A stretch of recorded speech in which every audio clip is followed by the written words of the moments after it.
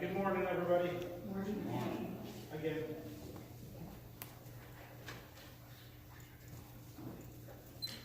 So we are 2 days away from 2019. Can you believe that? 2 days away from a brand new year. And what do people do a lot of the time when a new year runs around? What do a lot of people do at New Year's time? Resolutions, right? Set ourselves up for failure. No, that's what most people do, right? New Year's time is a time when many people make resolutions to change something about their life, right? That's what we do. Why do we do that, though, right? What's the desire to change something?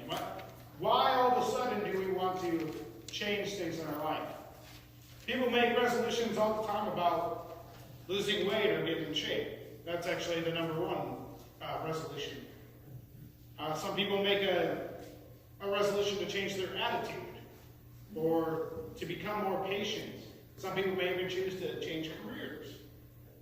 All these different resolutions to change something in their life. And the reason why we do this, right, because we've all done this before, is because everyone is discontent with something in their life, one way or the other. We're just not okay with something that's going on in our life. Is that true? I mean, do we all have something that we wish we could change? Always look for something. Yeah. I mean, we all have something we want to change about ourselves. And the reason for this is because all of us are basically under construction still, right? We're on Markland Avenue for the rest of our life.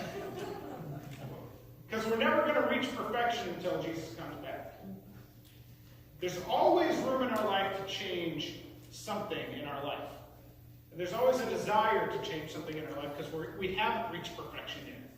We haven't stepped out of being under construction. We haven't stopped being worked on by God. There's always something that can change.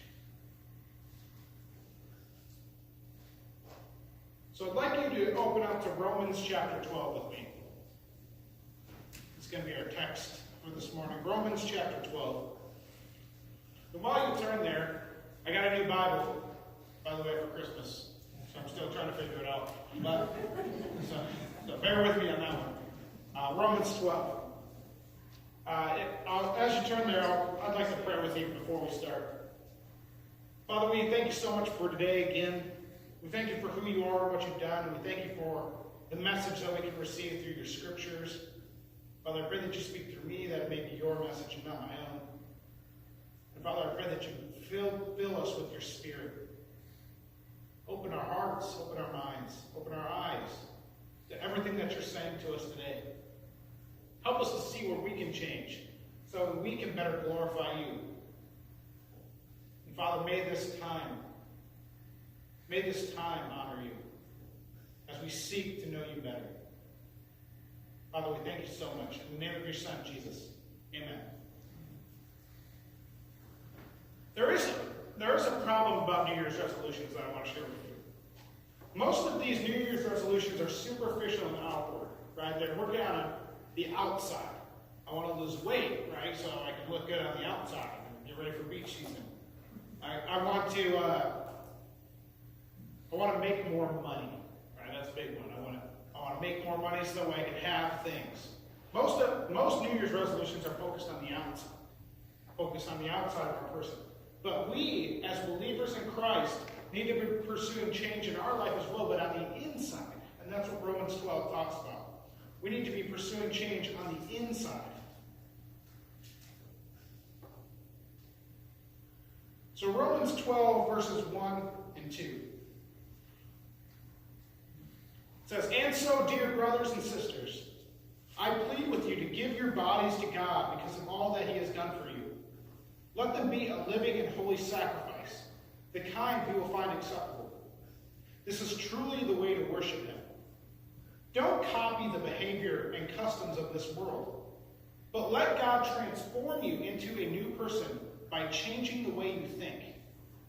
Then you will learn to know God's will for you, which is good and pleasing and perfect." Let's be transformed by the renewing or the changing of our minds. You see, we need to change our minds and our hearts above all else. We need to change things that are on the inside before we can focus on the outside. If you just wash the outside of a cup, is it really clean? Wouldn't you rather have the inside of the cup be clean than the outside? I think Jesus said that somewhere to the Pharisees as well.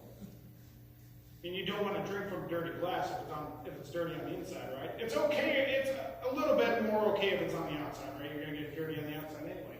But on the inside, you don't want that. You don't want to put water in your old coffee mug, that's still got a little bit of coffee still in there because it tastes bad.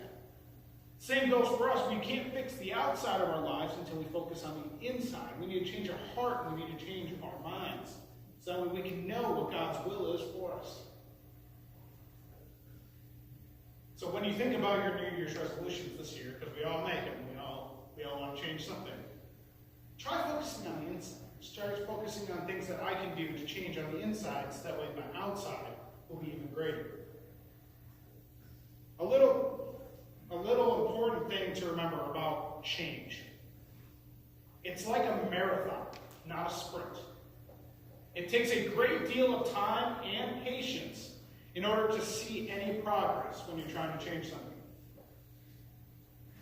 I was at my aunt's this Christmas, and she ran in the Boston Marathon last year. 26 miles, that's a lot of running. I told her, I tried a 5K one time, I'm not going to do that again, but it's like 30 miles. But she took third in her class or whatever at the Boston Marathon. I mean, it did really, really good. But she was telling us all this training and time she had to put in, to get ready for this marathon, because this is only the second one she ever did. And, I mean, you really got to be devoted to it if you're going to try to run a marathon. And so the same thing is with change. You need to take time and be patient with it. You need to dedicate yourself in order to change. It's not a sprint. You can't get it done overnight. It takes a long time to change habits, to change everything that it is about yourself. Not being patient is actually the number one reason why New Year's resolutions do not succeed. Because we want to get it done right away, right? We just want to get it knocked out, get out of the park. When people make New Year's resolutions to get fit or get back in shape, they'll go to the gym for 2 whole weeks, and get in shape, and then it's done, right? That's being honest, right? I mean, we don't take the 1 day a week and dedicate ourselves to 1 day a week and then build on that. We don't take the time and we don't have the patience to really, really change. We just want to rush into it, expect results, and then get out. So we need to be patient. And when it comes to our spiritual life, when it comes to changing spiritually, we need to be patient with ourselves and others as we seek to change. Turn over to 1 Thessalonians chapter 5. I'm having a hard time seeing on the screen, so I'm going to look back up. 1 Thessalonians 5, verses 14 and 15.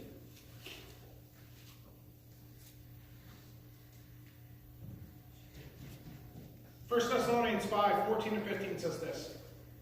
Brothers and sisters, we urge you to warn those who are lazy. Encourage those who are timid. Take tender care of those who are weak. And be patient with everyone. See that no one pays back evil for evil, but always try to do good to each other and to all people. Be patient with everyone. Everyone in here is trying to change. We're all trying to change, and we need to be patient with each other so that change can occur. And we also need to be patient with ourselves. This is extremely difficult for me personally. I'm not a patient person. I don't do well waiting on things. I get frustrated. I get angry over waiting for too long. I think it might be the wrestler in me. I only had 6 minutes to accomplish anything, so I'm used to that rush. I had to get it done now, otherwise it's never going to get done later. So this is something I need to work on, is being patient. I'm sure many of us have that problem, right? Being patient on things.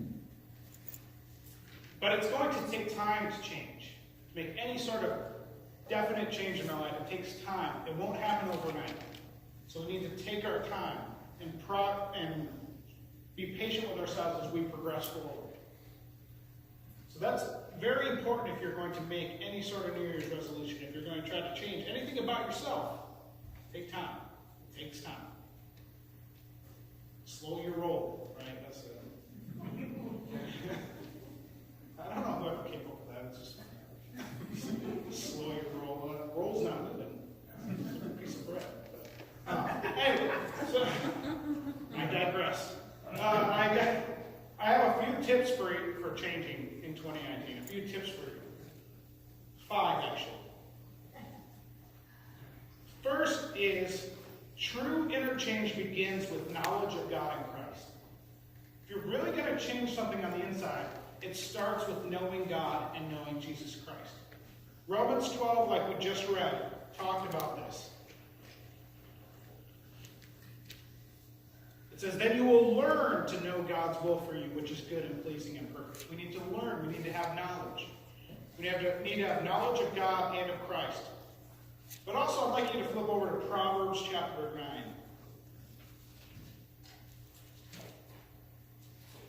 Proverbs 9, verse 10.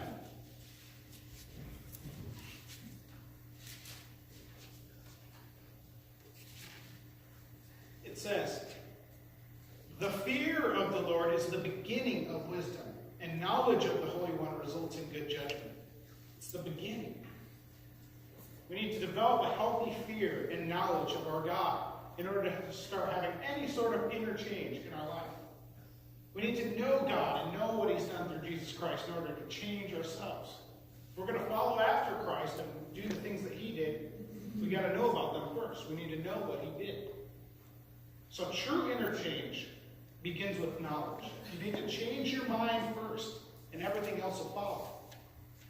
So focus on learning more about God and learning more about Jesus if you're going to change. So that's the first thing. True inner change begins with knowledge of God and Christ. The second is this. It's important to take before and after shots of your spiritual progress regularly to celebrate how far you've come. You ever work on like a project at home? You take the picture beforehand and then take the picture after. So you can see the difference because you're not going to see it any other time. That's what we need to do with our spiritual life too. We need to look at how far you've come and celebrate that.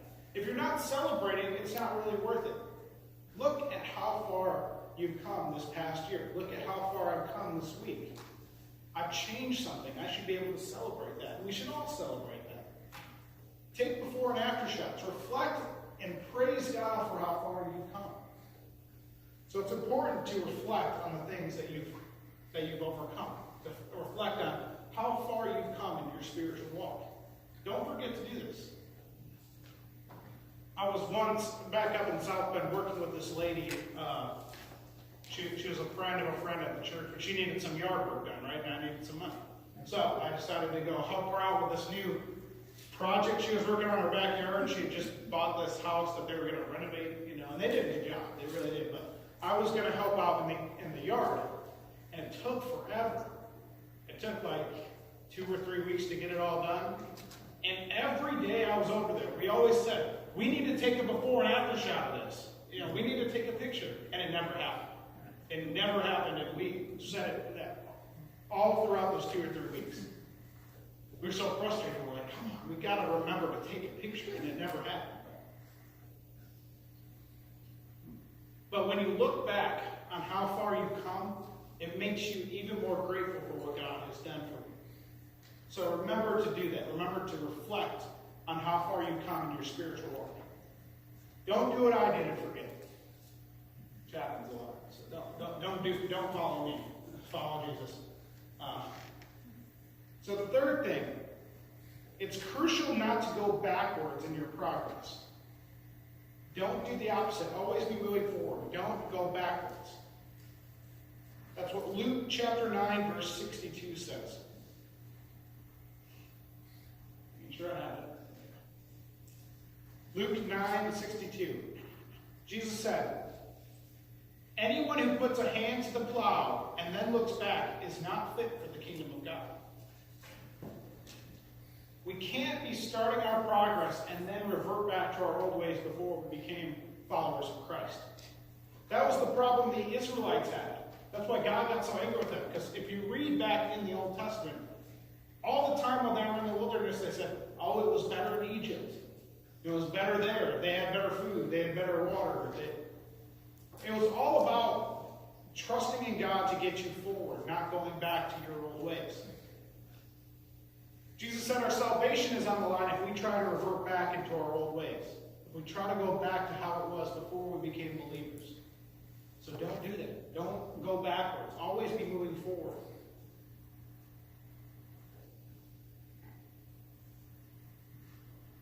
Don't go back into your old habits. Whatever it is you want to change about yourself, don't go the opposite way. Keep moving forward. Keep going with God. Keep going with Christ. And keep moving forward into the future. Never go back. The fourth thing is this. We need to make reasonable expectations for ourselves. Too much all at once is not going to accomplish anything. Right? And I'll go back to this one again. We want to get in shape, right? So I'm going to go to the gym every single day of the week so that way I get it knocked out, and then it never happens. Unless you're Dave. But you're like their favorite customer, right? But that's not a reasonable expectation. The more, if you only did one day a week, and then built on that, you dedicate yourself one day a week, that's more likely to accomplish longer change. Whereas if you jump into it and take it on all at once, it's not gonna go anywhere. So make reasonable expectations for yourself. Take one step at a time. So in our spiritual life, what sort of things do we want to change? Do we want to be more patient? Use myself as an example. I get the least patient when I'm in the car. When I'm driving down the road. So a good step for me would be don't yell at the other driver. Right? I can do that, right? I can do that today. When I drive. Just don't yell at the driver today. That'll be one step. And then I'll take it on the next day and do the same thing. And then it'll start becoming a habit. So we need to make reasonable expectations for yourself. Figure out what you want to do, and then find all the small steps it takes to make that a habit. So if you're interested in reading the Bible in a year, it might take a longer time, but you dedicate yourself to reading today, and then you dedicate yourself to reading tomorrow. Take it day by day. Take it one step at a time. It'll actually happen. Make reasonable expectations for yourself. Don't try to take it on all at once. If you're trying to read the Bible all in one day, if you can, I'd like to talk to you, but it usually doesn't happen for most people. One day at a time. Take it one step at a time. If you're going to change. And the final thing I want to share with you today is don't give up the fight. Even if you fall short of your goal. We're all going to stumble. We're all going to fail. We're all going to fall short of whatever it is that we're trying to accomplish. We're all going to fall short of God's expectations. But God is still faithful if we keep working with Him. He's still faithful. He still wants to work with us if we keep putting the work in. 2 Timothy chapter 2.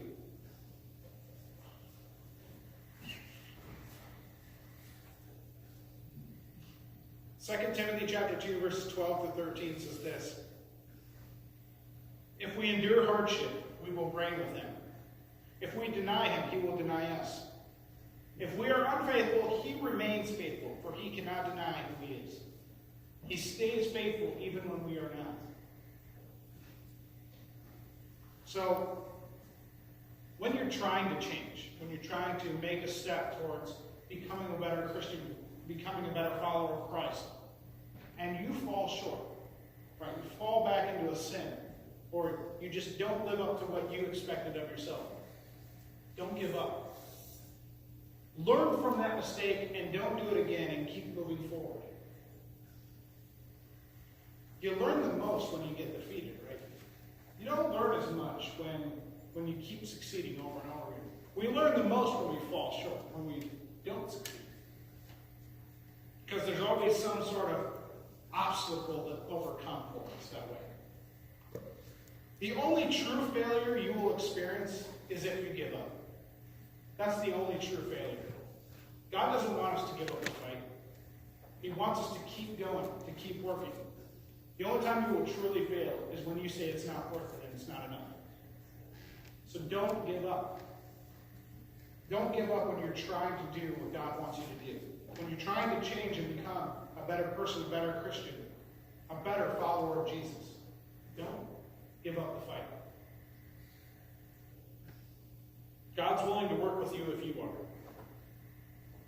So don't give up. So my question for you is, when you look forward to 2019, when you look forward to this new year, what is it that you want to change? What do you want? What do you need to change in your own life? Think of just one thing that you can work on this year. What is it you want to accomplish? What is it you want to do? Figure out what it is. Set reasonable expectations for yourself and don't give up trying. Figure out what it is. What do I need to change? What do I need to work on this upcoming year? And start making steps towards that. Are you all ready for the next year? It's a great year. It's always a great year because we have the sacrifice of Jesus, and another year we can look forward to his second coming. So let's celebrate.